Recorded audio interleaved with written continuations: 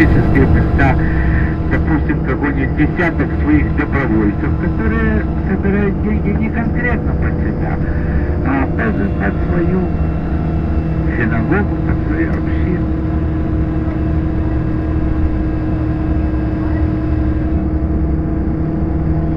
Молодежь, а причем здесь молодежь и неполные семьи?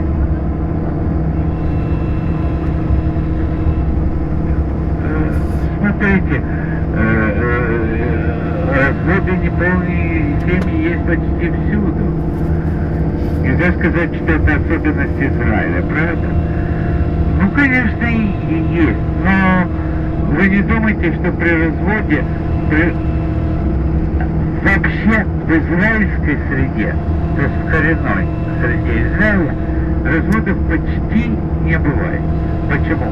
Потому что наш суд всегда стоит, всегда, в 100% из 100 случаев стоит на позициях мамы.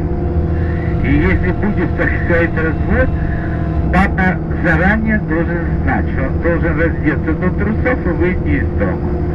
Потому что тут нет понятия 25% от заработной платы алименты. Нет, не так.